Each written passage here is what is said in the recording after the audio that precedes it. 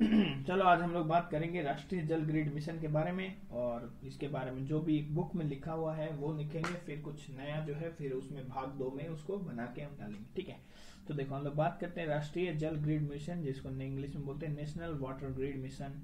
राष्ट्रीय जल grid mission की संकल्पना सबसे पहले भारतीय समाजवादी चिंतक डॉक्टर मनोहर लोहिया द्वारा दी गई थी। सन 1972 में के एल राव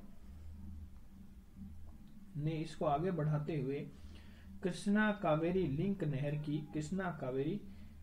गंगा कावेरी लिंक नहर की संकल्पना दी, जिसमें 17 हिमालयी एवं 19 प्रायद्वीपीय नदियों को जोड़ने की योजना थी। तो पहले ये शायद 17 थी, अभी ये हो गई है 14 और 16, मतलब दक्षिण भारत की 16 नदियां और उत्तर भारत की या फिर हिमालय की 14 नदियों के बारे में बात की गई है। ठीक है, इस योजना के क्रियान्वयन में ढाल प्रवणता पर अत्यधिक खर्च को लेकर प्रश्न चिन्ह लगाया गया है। ढाल प्रवणता, क्योंकि ढाल प्रवणता नहीं होगी तो उसमें भी हो सकता है दिक्कत को नहीं। सन 2002 में तत्कालीन राष्ट्रपति डॉक्टर एपीजे अब्दुल कलाम ने इस बात पर बल दिया कि सूखे एवं बाढ़ की समस्याओं को दूर करने के लिए भारत में मुख्य नदियों को आपस में जोड़ना आवश्यक है। एपीजे अब्दुल कलाम ने भी इसको अच्छा माना। ठीक है, देखो इसको लेके जो है बहुत दिक्कत है, लोग बोल रहे पर्यावरण से संबंधित भी कुछ मुद्दे जो है इसमें निकल के बाहर आ रहे हैं, बट मेरे हिसाब से जो है कि सही बात है कि जहां इतना बाढ़ आ रहा है उससे जगह से अगर कि किसी भी तरीके से करके आप एक तरह से मतलब कम, जहाँ पे सूखा है या सूखाग्रस्त है तो वहां पे अगर जल पहुंचा दो तो इससे बड़ी बात और कुछ नहीं हो सकती है ना। चाहे नेचुरल, चाहे कोई बोलते कि प्राकृतिक बहाव नेचुरल फ्लो का जो है उसे डिस्टर्ब हो जाएगा, तो ऐसे नेचुरल तो कुछ है नहीं, है कि नहीं। फोन नेचुरल है क्या, तो जो इतना यूज कर रहे हैं नेचुरल जिंदगी में कुछ नहीं होता है, जो हर चीज नेचुरल पे बेस्ड नहीं हो सकती है ना। ये फिर राष्ट्रीय जल ग्रिड मिशन से संबंधित अन्य तथ्य देखो, है ना। राष्ट्रीय जल ग्रिड मिशन की संकल्पना केंद्रीय जल एवं शक्ति आयोग द्वारा की गई है। ठीक है, किसने की है संकल्पना? राष्ट्रीय केंद्रीय जल एवं शक्ति, जल में पानी है ना, जल में शक्ति, केंद्रीय जल एवं शक्ति आयोग द्वारा की गई है। चूंकि भारत में ढाल की दिशा पश्चिम से पूर्व है, पश्चिम से पूर्व मतलब इस तरह से, मतलब इस तरह से पहाड़ जो है इस तरह से, तो पश्चिम से पूर्व होगी। ठीक है, पश्चिम से पूर्व है। ठीक है, अंततः पश्चिम से में सूखा और पूर्वी क्षेत्रों में बाढ़ की स्थिति उत्पन्न होती है। सही बात है, क्योंकि ढाल जो है पूर्व की साइड है, तो नदियां जो है ज्यादातर पूर्व की तरफ बहती है, तो पूर्व की तरफ बहती है तो उधर जो है बाढ़ आती है, इधर बाढ़ नहीं आती, इधर सूखा आ जाता है। इस समस्या से निजात पाने के लिए राष्ट्रीय जल ग्रिड संकल्पना को लाया गया था। ठीक है, अब इसमें कुछ दिया हुआ है उसको देख लेते हैं। ठीक है, इसमें जो है ना इतना क्लियर नहीं दिख रहा, जैसे इसमें मैं ऐसे बता देता हूँ, जैसे कि इसने जो है शारदा नदी को जो है, ये शारदा नदी है, ये शारदा रिवर को इसने जोड़ा है किससे? साबरमती से। शारदा को साबरमती से जोड़ने की बात कही। फिर जो घाघरा है उसको यमुना से जोड़ने के ना, ये देखो ये जो घाघरा है यहाँ से यमुना को जोड़ने की बात कही। फिर जो है गंडक को गंगा से यहाँ से जोड़ने की बात कही है। ठीक है, फिर जो है क्या नाम है कि गोदावरी जो है, नीचे जो गोदावरी दिख रही है ना, ये गोदावरी दिख रही है, इसको जो है कावेरी से जोड़ने का बात की गई है ना। फिर कावेरी को जो है वेगई से, इस तरह से बहुत सारी नदी जो है आपस में जोड़ने के इन्होंने बात की है। ठीक है, फिर हम लोग आगे डिस्कस करेंगे कि किस किस को जोड़ने के लिए इन्होंने बात कहा है। देखो अब इसके आगे पढ़ लेते हैं क्या क्या है। इस मिशन के माध्यम से देश के में विभिन्न, देखो जहां हम लोग क्या है ना कि जो सूखा क्षेत्र है वो कहीं ना कहीं जैसे कि एग्रीकल्चर सेक्टर में भी पीछा होगा, तो उस क्षेत्र को भी आगे लाने के लिए क्या है ना कि देश को प्रयास करने चाहिए, है कि नहीं। इस मिशन के माध्यम से देश की विभिन्न नदियों को नहरों के माध्यम से जोड़कर एक वृहद राष्ट्रीय ग्रिड का निर्माण किया जाना है। जैसे ब्रह्मपुत्र गंगा लिंक है ना, ब्रह्मपुत्र और गंगा का लिंक, चंबल से विभिन्न नहरों का निर्माण कर राजस्थान को जल की आपूर्ति करना, है ना। चंबल से विभिन्न नहरें निकलवाओ और नहरें जो है वो राजस्थान के जो पश्चिमी इलाके वहां पे पहुंचवाओ। सोन, नर्मदा, गोदावरी, ताप्ती, कृष्णा, ताप्ती व पेन्नारू नदी बेसिनों के माध्यम से गंगा बेसिन को कावेरी बेसिन के जोड़ने का लक्ष्य किया। जैसे मतलब सिंपल बात है कि सोन से नर्मदा को जोड़ दो, फिर तुम्हारा किसी से और से करके फिर धीरे धीरे मतलब एक दूसरे के बेसिन को जोड़ते जोड़ते क्या करता है ना कि गंगा को इनडायरेक्टली जो है जुड़ जाएगा किससे? कृष्णा से, कावेरी से, ठीक है। गंगा को कावेरी से जोड़ने का लक्ष्य रखा गया है कि भाई इस यहाँ तक जोड़ देंगे। मतलब होता है देखो कि भाई ये पर्टिकुलर इस आदमी का, ये आदमी जो है इसका हाथ, ये हाथ है, ठीक है, ये दोनों हाथ है। इस आदमी का जो है ये, मतलब जैसे हमको यहाँ तक जो आदमी है उसका जो है इस आदमी का हाथ को इस आदमी का हाथ से जोड़ना होगा। तो क्या करेंगे, यहाँ पे ये आदमी इसका हाथ पकड़ लेगा, बीच में जो है ये आदमी इसका हाथ पकड़ लेगा, है ना, इस तरह से, और ये इसका हाथ पकड़ लेगा। तो फिर जो एक बीच में आदमी आएगा तो ये इसका हाथ पकड़ लेगा, तो फाइनली जो है इससे हाथ जुड़ गया, तो इससे इसका हाथ जोड़ दे। तो यही सेम है कि भाई ये गंगा हो गया, तो फिर ये सोन हो गया, सोन से नर्मदा को जोड़ देंगे, नर्मदा से आगे मान लो गोदावरी को जोड़ दिए, गोदावरी से कृष्णा को, कृष्णा से कावेरी।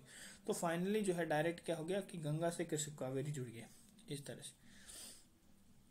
ये मतलब इन लोगों का एक बेसिक जो है थॉट है इस मिशन के माध्यम से न केवल सिंचाई के लिए जल की उपलब्धता सुनिश्चित होगी, बल्कि बाढ़ एवं सूखा जैसी समस्याओं को भी निजात पाने में, सही बात है कि नहीं भाई। एक तो ये दिक्कत है कि भाई जहाँ पे पानी ज्यादा है वहाँ बाढ़ आ रही है, लोग परेशान हैं, और एक दिक्कत ये है कि वहाँ कहीं पे सूखा है उसके कारण लोग परेशान है। तो एक ही तो सूखा की प्रॉब्लम खत्म हो जाएगी, दूसरी बाढ़ की प्रॉब्लम खत्म हो जाएगी।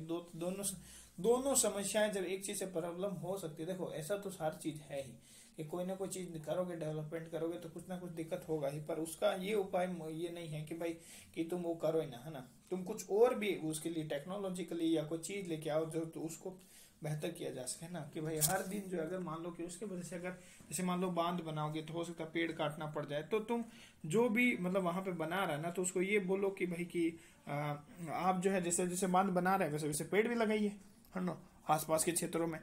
तो उससे पेड़ संपदा जो है, जो वन संपदा, फिर भी वो भी बढ़ेगी। अगर नहीं लगा रहा है तो डेली उसके लिए ध्यान रखो कि भाई जो नहीं लगा रहा है उसका फिर काम भी नहीं करने दो, है कि नहीं, काम भी रुकवा दो उन सब ठेकेदारों का, ठीक है। फिर जो है अफगान भारत मैत्री बांध, ये एक परियोजना है, इसके बारे में थोड़ा सा देख लो, ठीक है। वैसे देख लो एक बार, ठीक है। अफगान भारत मैत्री बांध जो है ना, पूर्व नाम जो इसका सलेमा बांध था ना, परियोजना भारत अफगान जो है, अफगान और भारत मैत्री बांध एक बहुउद्देशीय परियोजना है जिससे 42 मेगावाट बिजली तैयार की जाएगी और 75,000 हेक्टेयर जमीन को सिंचाई होगी, पानी की सप्लाई होगी, और अन्य रूपों में भी अफगानिस्तान की जनता को ज्यादा फायदा होगा इससे, ठीक है।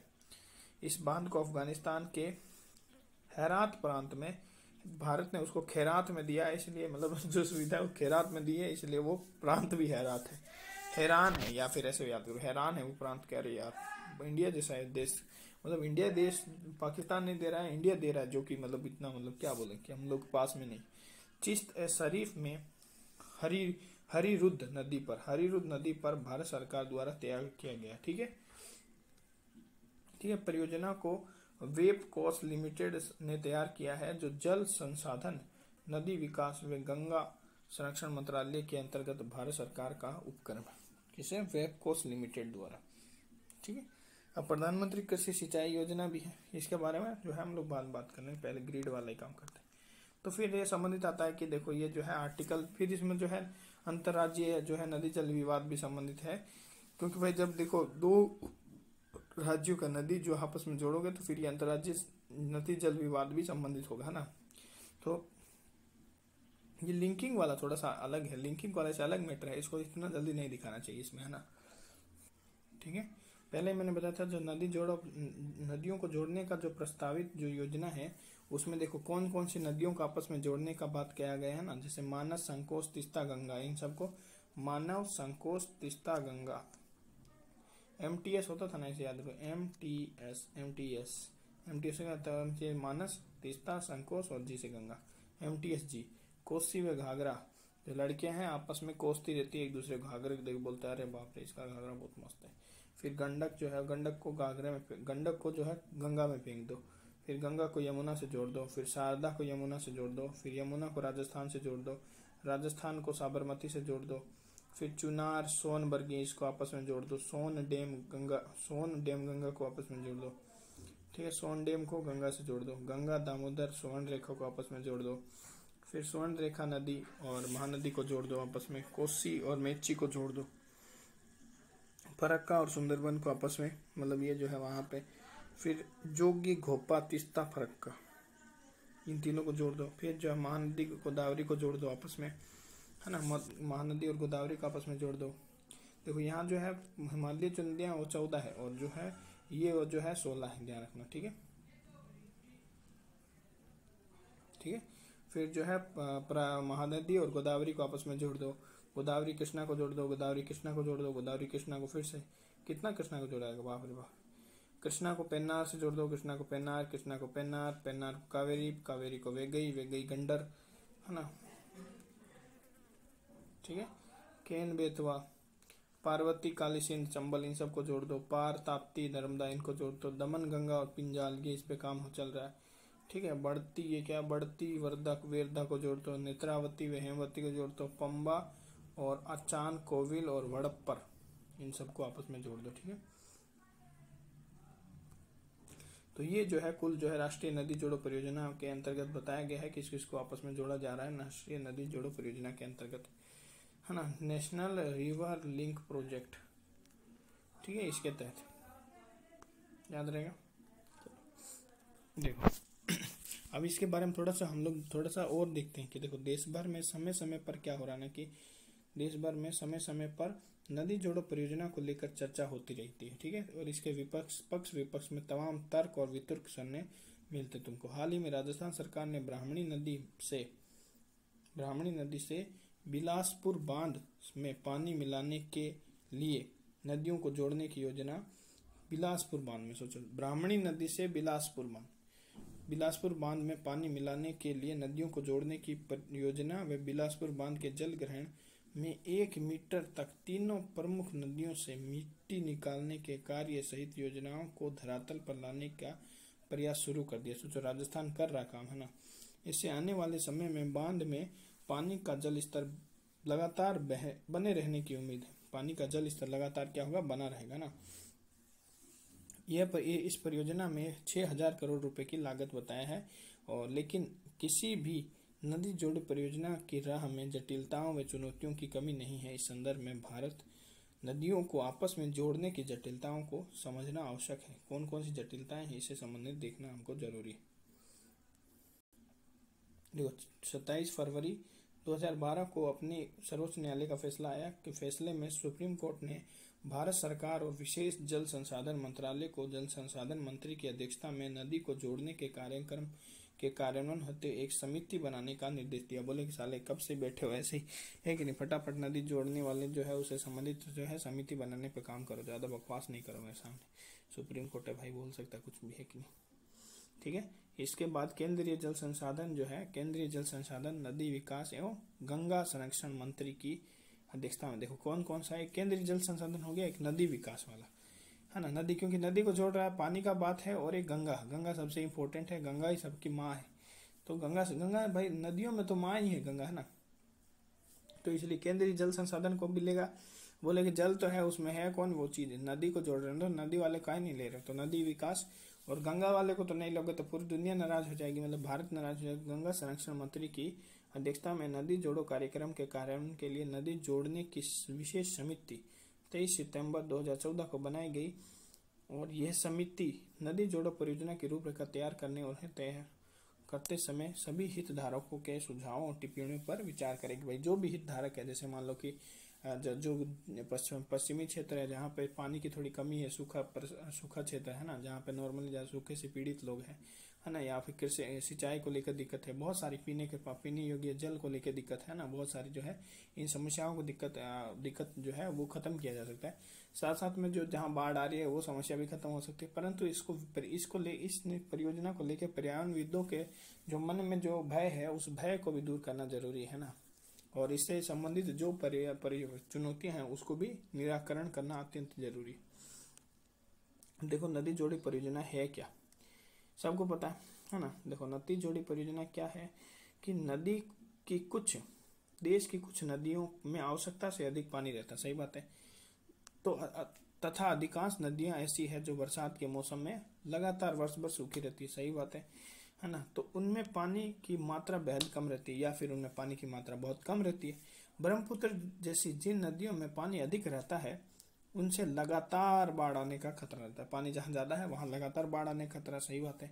अब देखो नदी जोड़ो जो है, राष्ट्रीय नदी जोड़ो परियोजना जिसको बोलते हैं नेशनल रिवर लिंक प्रोजेक्ट, जल अधिशेष जहाँ ज्यादा है, जल अधिशेष वाली नदी घाटी जहां बाढ़ की स्थिति रहती है, ठीक है, से जल की कमी वाली घाटी जहां सामान्यतः जल के अभाव यानी सूखे की स्थिति बनी रहती है, में अंतर घाटी जल अंतरण परियोजनाओं के माध्यम से जल के हस्तांतरण की परिकल्पना है कि भाई आपको जहां पानी ज्यादा है, जहां अधिशेष है, उस पानी को क्या करना है, उस घाटी में पहुंचाना है, उस नदी घाटी में पहुंचाना है जहां पानी की कमी, ठीक है, या जहां पानी की जगह सूखे की समस्या हमें देखने मिलती है, या ज्यादातर पूरे वर्ष भर जहां पानी नहीं चलता है वहां हमें पहुंचाना है, ठीक है। जल के अभाव या सूखे की स्थिति वहां रहती है, ठीक है। तो ये जो है जल के हस्तांतरण की एक प्रक्रिया है, जो है क्या है कि एक जल के हस्तांतरण की एक परिकल्पना है जिसे औपचारिक रूप से राष्ट्रीय परिप्रेक्ष्य योजना यानी एनपीपी के रूप में जाना जाता है, ठीक है। अब आगे चलते हैं। देखो, पारिभाषिक रूप से जल अधिशेष का अभिप्राय क्या है। देखो, जल अधिशेष मतलब क्या, पानी एक्स्ट्रा। देखो, पानी एक्स्ट्रा शायद मेरे हिसाब से उसको बोला है कि जैसे सिंचाई वाले को इसमें इंक्लूड नहीं, जहाँ कहीं पे सिंचाई दे दिया, कोई पीने योग्य पानी हो गया, या इन सब यूज होने के बाद में जो बचा हुआ पानी है ना, वो जल अधिशेष की श्रेणी में आता है, ठीक है। देखो, पारिभाषिक रूप से जल अधिशेष का अभिप्राय किसी नदी में उपलब्ध वह अतिरिक्त पानी है जो सिंचाई, घरेलू खपत व उद्योगों की आवश्यकता की पूर्ति के बाद शेष रह जाता है।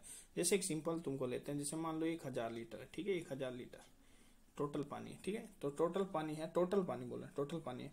तो इसमें से मान लो 500 जो है सिंचाई वाले को दे दिया है, 200 जो है घरेलू उत्पाद के लिए हो गया, और 100 जो है उद्योगों को दे दिया। तो पीछे कितना बच गया, 200। तो ये 200 ये जो है अधिशेष है, इस 200 को आगे भेजा जाएगा, ठीक है। पूरे 1000 को नहीं भेजा जाएगा, ये ध्यान रखना। इन सब के खपत होने के बाद में जो बचेगा ना, वो जो है तुम्हारा अधिशेष के अंतर्गत आता है। इसी पानी को बाद में भेजा जाएगा आगे, ठीक है। उद्योगों की आवश्यकता के पूर्ति के बाद जो शेष रह जाता है वो जल अधिशेष है। लेकिन इस दृष्टिकोण में नदियों को स्वयं की जल आवश्यकताओं की अनदेखी है ना, अनदेखी की जा सकती है। मतलब जितना भाई, कोई सिंपल बात है कि इसमें जैसे तुमने ये तो दे दिया, पर नदी में क्या, नदी में पानी खुद में नहीं रहता है क्या। नदी के जो पेड़ पौधे हैं या जीव जंतु हैं उनको भी तो पानी का जरूरत है। तो क्या हम ऐसा नहीं कर रहे कि भाई कहीं उनकी अनदेखी कर दे। नदी में जितना एक कितना मतलब पानी जरूरत होता है उसके इकोसिस्टम को मेंटेन करने के लिए, ये इंपॉर्टेंट नहीं है इसमें। तो हाँ, ये बात तो है कि हाँ, जल की कमी को भी केवल मानव आवश्यकताओं के परिप्रेक्ष्य में ना देखा जाए, ना कि नदी की स्वयं की आवश्यकताओं के परिप्रेक्ष्य में भी देखा जाए ना। भाई हम लोग सिर्फ जो है मानव की देख रहे हैं कि भाई मानव की कमियां पूरी हो जाएगी, आवश्यकता पूरी हो जाएगी। हम ये नहीं सोच रहे हैं कि इसे नदी की स्वयं की आवश्यकता कितनी, मतलब उस परिप्रेक्ष्य से भी हमें देखना चाहिए जिनमें अन्य कारक भी शामिल है, ठीक है। मतलब वहां रहने वाले फोना या फ्लोरा जो भी है वो कैसे प्रभावित होंगे, वहां रहने वाले पेड़ पौधे जो है वो किस इस कारण से, या पेड़ या जो है पानी कम वहां रहेगा तो उससे कैसे प्रभावित हो सकते हैं, वो बातें हम लोग ने अभी उस परिप्रेक्ष्य से हम लोग नहीं सोच रहे। तो उसकी भी उस तरह से भी सोचने की जरूरत है, ठीक है। अब हम लोग बात करते हैं बाढ़ और सूखे से निजात। जब यह सवाल उठता है कि क्या नदियों को जोड़ने से बाढ़ का प्रभाव कम होगा, बाढ़ और सूखे का प्रभाव कम होगा, तो इस मुद्दे पर केंद्र सरकार का सीधा जवाब है हाँ। केंद्र सरकार तो सीधे बोलती है, तभी तो क्या बेतवा और केन लिंक को उन्होंने मंजूरी दे दी है फाइनली, है ना। तो बोल देगी कि हाँ ठीक है, फिर भी ठीक है, चलो आगे देखते हैं। परियोजना के दोष गुणों पर बहस के बावजूद जल संसाधन मंत्री नदी जोड़ो परियोजना को लेकर बेहद सकारात्मक रवैया रखते हैं।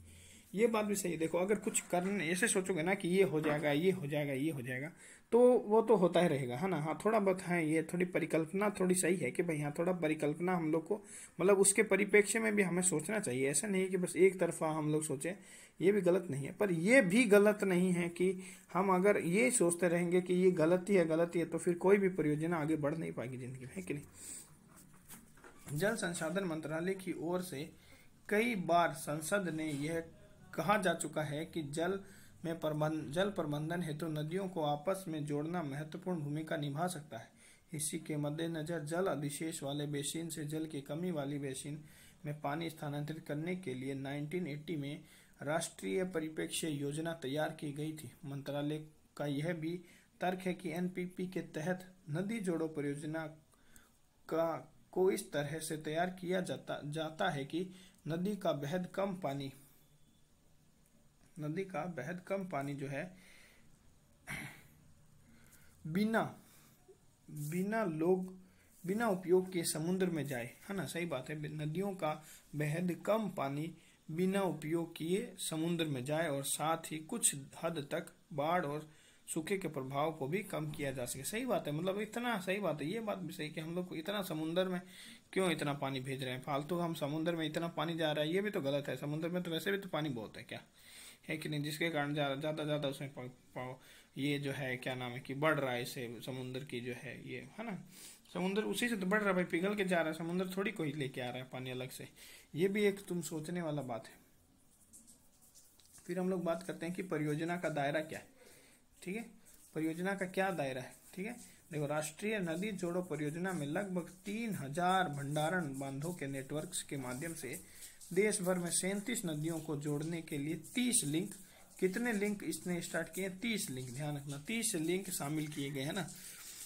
इसका लक्ष्य भविष्य में देश की पानी की जरूरतों को पूरा करना है। क्या काम है भाई, सिंपल बात है, पानी की जरूरत जो है कम जगह जहां है वहां से, जो जहां कमी है वहां से ज्यादा, जहां ज्यादा है वहां से, तो जहां अधिशेष है वहां से कम जगह पर पहुंचाना, बस यही कमी है ना। ये बेहद महत्वाकांक्षी परियोजना है, सही बात है, जिसके तहत 15,000 किलोमीटर लंबी नई नहरें बनानी होगी। सही बात है, कितना सोचो, देखो 15,000 किलोमीटर लंबी नहर, जिसमें 174 घन किमी 174 घन किमी पानी का भंडारण किया जा सकेगा। सोचो इतना पानी का।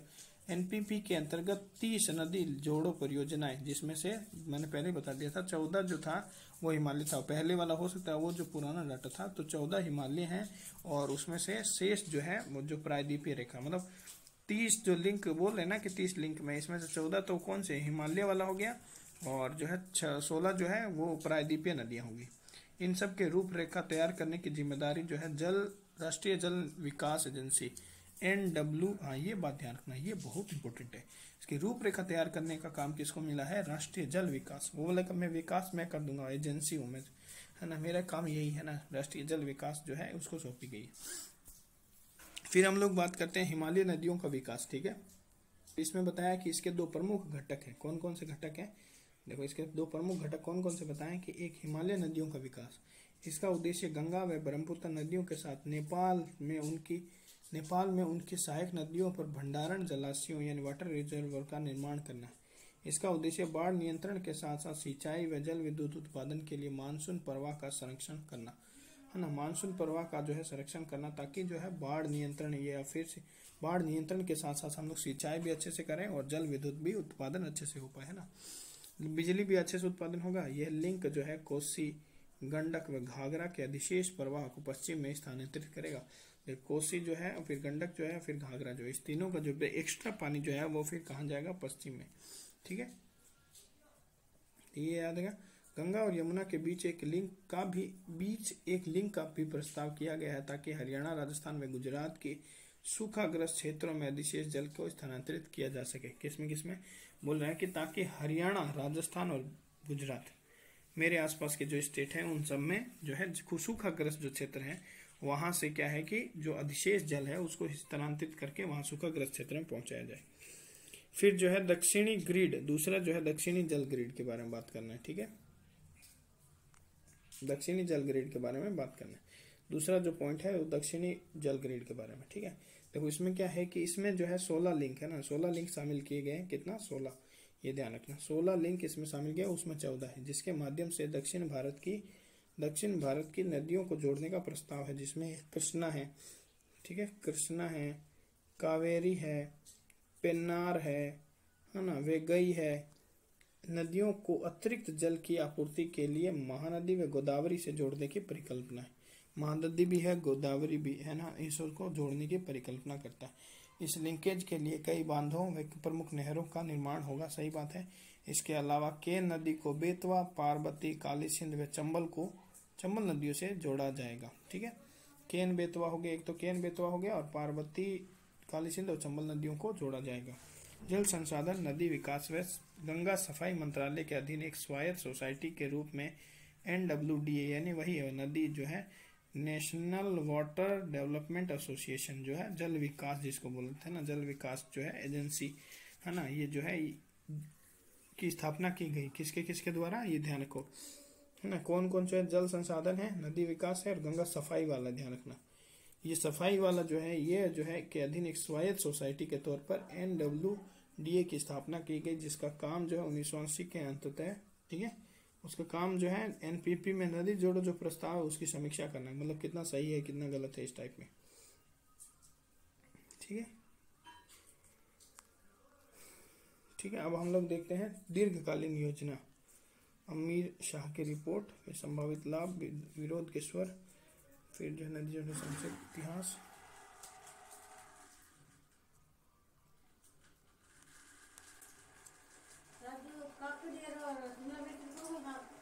काकड़ी शिमला मिर्च रो पेड़ दे ऐसा मिल मिक्सचर ना बना तो ओ कोई मेल को शिमला मिर्च रो शिमला मिर्च कांदा टमाटर नाल।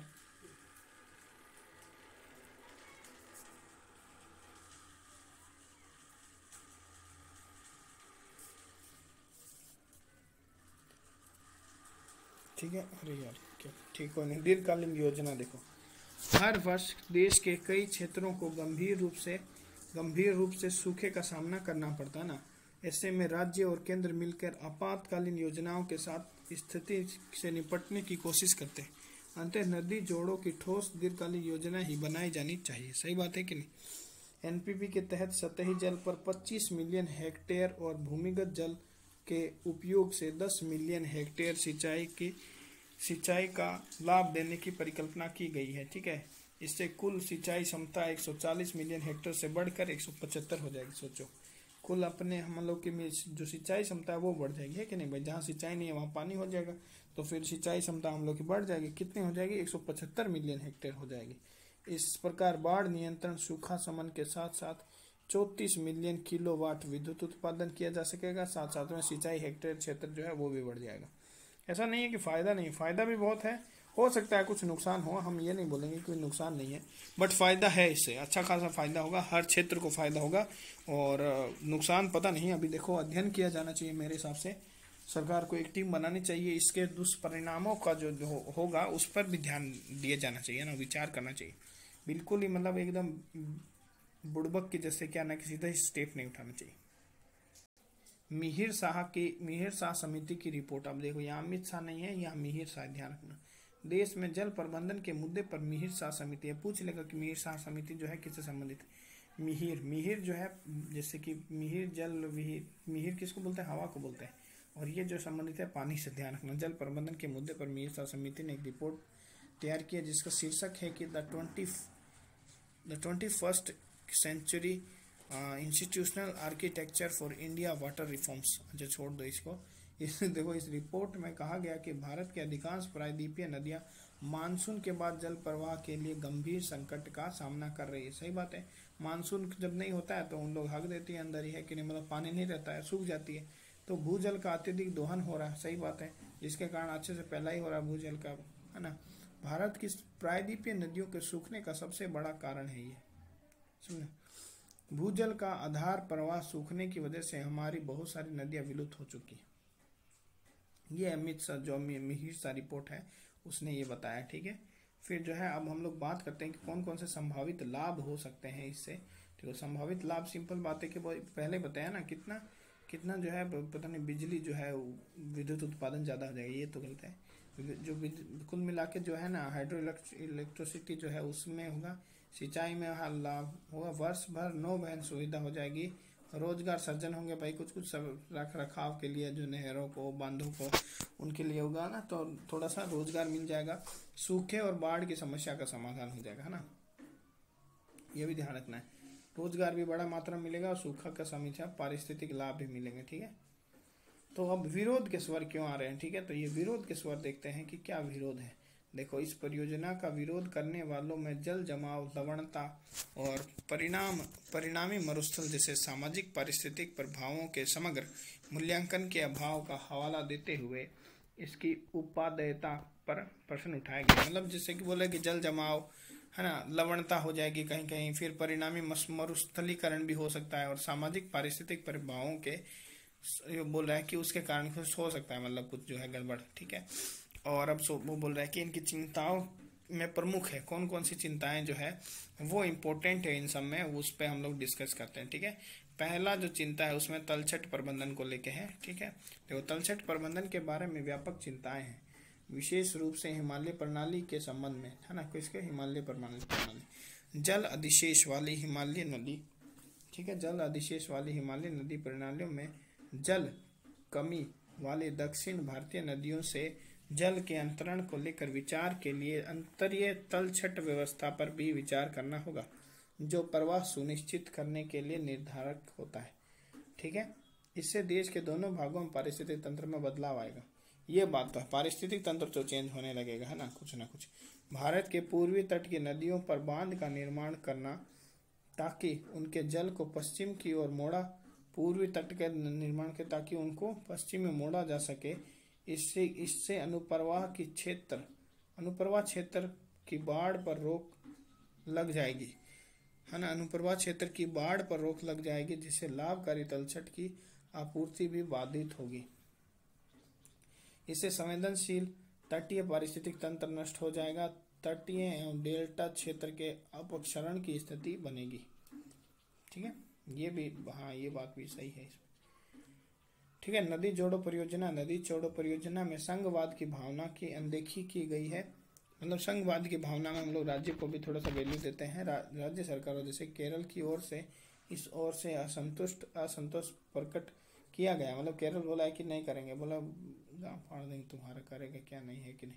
तो वही संघवाद की भावना को हानि हो रही। थोड़े वर्षा के आंकड़ों में एक नए विश्लेषण से पता चला है कि अधिशेष जल वाली नदियां घाटियों में मानसून की कमी बढ़ रही है, जबकि जल की कमी वाली घाटियों में मानसून अपनी कमी से उबर रहा है। मतलब एक नई कोशिश और देख रहा है कि भाई जहाँ पे पहले जो पानी चल रहा है ना, जहाँ ज्यादा पानी है तुम बोल रहे हो, वहाँ मानसून की कमी बढ़ रही है, वहाँ मानसून कम हो जाएगा धीरे धीरे, और जहाँ पानी कम है वहाँ पे मानसून बढ़ जाएगा। तो ये तो दिक्कत हो जाएगी, ये तो उल्टा हो जाएगा, पूरा एकदम धारा ही अलग हो जाएगी।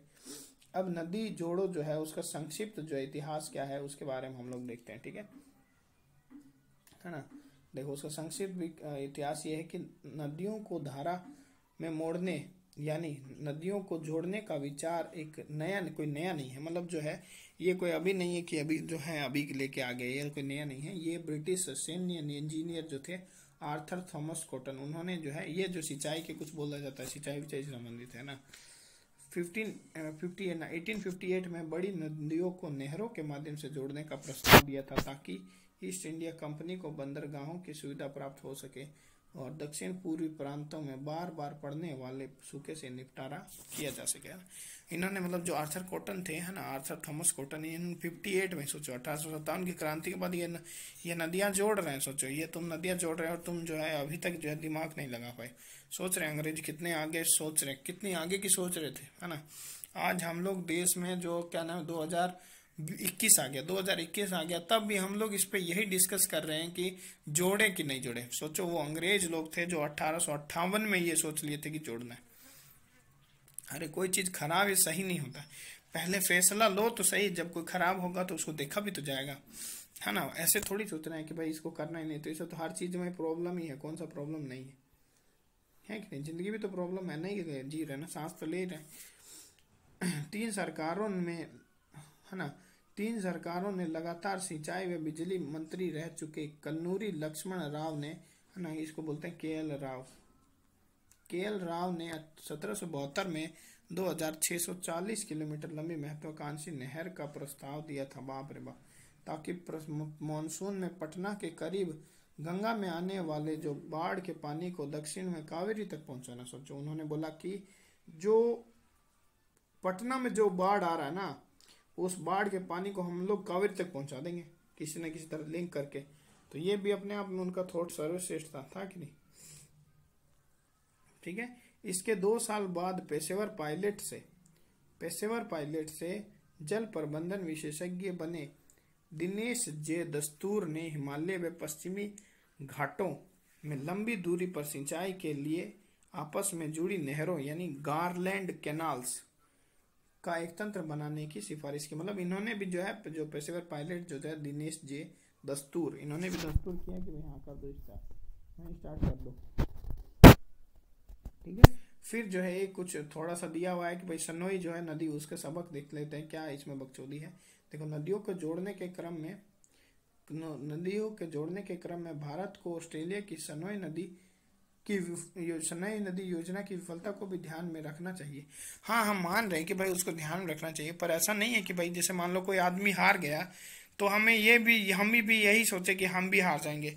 वहाँ की परिस्थितियाँ भी तो अलग हो सकती है, वहाँ की परिस्थितियों का भी अध्ययन हमें करना चाहिए। अगर हमारे पास बेसिक डाटा नहीं है पूरा, तो फिर हमें उसकी हार का या फिर चीज़ का जो है दुख नहीं मनाना चाहिए, और ये नहीं सोचना चाहिए कि यहाँ पे भी नहीं होगा।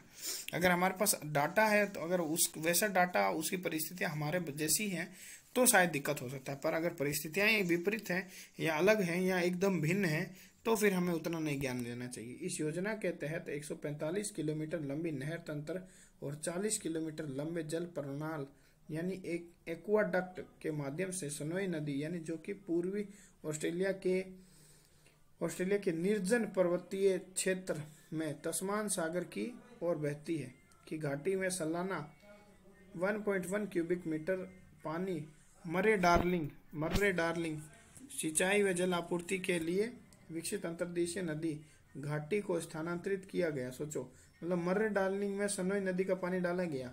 इस योजना का कार्यान्वयन 1949 में शुरू हुआ था। ठीक है। जैसे ही सनोई नदी अपने 16 बांधों में से सबसे बड़े बांध से होकर गुजरी, इसका प्रवाह 90% तक कम हो गया। सही बात है, ये बात बहुत बड़ी बात है। हाँ, ये बात है, 16 बांधों में से जब वो होकर गुजरी तो उसका जल प्रवाह जो है वो उसका प्रवाह 99% तक कम हो गया, क्योंकि अनुप्रवाह क्षेत्र में इसका जल शहरों ग्रामों की ओर मोड़ दिया गया था। वर्ष 2007 की WWF की एक रिपोर्ट के अनुसार इस योजना के डिजाइन ने अनुप्रवाह क्षेत्र में नदी के आर्द्र पर्यावास की पूरी तरह अनदेखी की थी और इसे नष्ट कर दिया। ठीक है। सनोई नदी के प्रवाह में पुनर्बहाल करने के प्रयासों पर इतना 1000 करोड़ रुपए का खर्च आया और इतने 1000 करोड़ रुपए की मूल योजना का लगभग 57% ही था। तो हाँ, ये थोड़ा सा सोच सकते हो कि भाई हाँ, तुम इससे जो है दिक्कत जो है कि ले सकते हो एक साल, है ना। देखो, एक ये दिक्कत है कि बेहद महंगी और जटिल परियोजना है ना। देखो, South Asia network of dams rivers and peoples के अनुमानों के अनुसार ये परियोजना करीब 15 लाख लोगों को उनके स्थानों से विस्थापित कर देगी। बाप रे बाप, क्योंकि इससे कम से कम इतना जो 27 लाख हेक्टेयर भूमि डूबे क्षेत्र में आ जाएगी। बाप रे बाप, जिसकी जरूरत स्टोरेज ढांचों व नियमित नहरों के नेटवर्क के लिए पड़ेगी। इस योजना के तहत कुल क्षेत्रफल आएगा, इसमें 1,04,000 हेक्टेयर वन भूमि भी है। सोचो, जिसे अभ्यारण्य प्राणी उद्यान भी आते हैं, मतलब नेशनल पार्क और वाइल्ड लाइफ सेंचुरी को भी। इसके अलावा इस परियोजना में आने वाली लागत भी कम नहीं है। 2002 से 3 के कीमतों के आधार पर इसमें 5.6 लाख करोड़ रुपए आंकी गई है। इसकी अनुमानित लागत 11 लाख करोड़ रुपए आंकी गई है, जिसमें भूमि अधिग्रहण, मुआवजा, पुनर्विन्यास आदि को लागत भी शामिल है। सोचो, मतलब सबको शामिल किया भाई, सबको शामिल ही ना करेगा भाई, ऐसे अलग करेगा तो क्या मतलब रहेगा, है कि नहीं। तो हाँ, ये काफी महंगी है, बहुत जटिल है और बहुत चुनौतीपूर्ण है। लोगों का पर्यायवास जो है जहाँ से उसको शिफ्टिंग माइग्रेशन करवा सकती है। तो आगे की राह क्या है, तो आगे की राह जो है वो देख लेते हैं कि आगे की राह जो स्थानीय समाधान, जैसे सिंचाई के बेहतर तरीके और वाटरशेड प्रबंधन पर ध्यान केंद्रित करना चाहिए। स्थानीय समाधान हमें सोचना चाहिए कि और करना चाहिए। हाँ, ये बात है कि इतना पैसा बर्बाद करने की जगह अगर सरकार ये सोचे कि स्थानीय जगह पे हम कुछ ऐसा करें, भाई हर जगह तो उतना सूखा है नहीं, तो हम लोग जैसे पेड़ लगाएं, थोड़ा सा मान लो कि थोड़ा सा उस तरह से करें, तो शायद में भी ये ज़्यादा हेल्प कर सकता है। उतना पैसा भी नहीं लगाना पड़ेगा और सरकार जो है ये काम भी कर लेगी। सरकार को राष्ट्रीय जलमार्ग परियोजना पर तेजी से काम करना चाहिए, जो नदी जल के बंटवारे को लेकर राज्यों के बीच संघर्ष को समाप्त करता है, क्योंकि यह केवल समुद्र की ओर प्रवाहित अप्रयुक्त अतिरिक्त बाढ़ के पानी का ही उपयोग करता है। हाँ, ये बात भी इसमें गलत नहीं है कि तो जो अतिरिक्त पानी है, जो बाढ़ का कारण है, उसको भी तो कहीं शिफ्ट करो, उसका भी तो कोई रोल होना चाहिए। हाँ, तो ये इसमें गलत तो इसमें भी नहीं है। देखो, नदियों को जोड़ने की आवश्यकता है, व्यवहार्यता को मामला देखा जाना चाहिए और साथ ही संघीय मुद्दों को सरल रखने पर पर्याप्त जोर देना चाहिए। ठीक है, ठीक है। फिर देखो, एकीकृत तरीके से जल संसाधनों का विकास एवं इसके लिए लघु अवधि और दीर्घ अवधि के तमाम उपायों को अपनाया जाना चाहिए, है ना। तो इस तरह से कुल मिला के जो है अब समझ गए हैं ना क्या क्या करना चाहिए। जो एक सही तरीके से समयबद्ध रूप से अमल किया जाए तो एक नदी घाटी से दूसरे नदी घाटी क्षेत्र में पानी पहुंचाने वाली जल संसाधन परियोजनाएं पानी की उपलब्धता के असंतुलन को दूर करने में महत्वपूर्ण भूमिका नहीं है, क्योंकि पानी जो संतुलित है, कहीं ज़्यादा है कहीं कम है, तो इसमें समानता को बढ़ने जो है सबको समानता भी मिल सकती है। इसके अलावा जलवायु परिवर्तन के संभावित प्रतिकूल प्रभावों के शमन में भी इसका महत्वपूर्ण योगदान हो सकता है। ये बात जलवायु परिवर्तन को भी भूला ना जाए। तो ये कुल मिला के अभ्यास प्रश्न देखो इसमें जो भी है।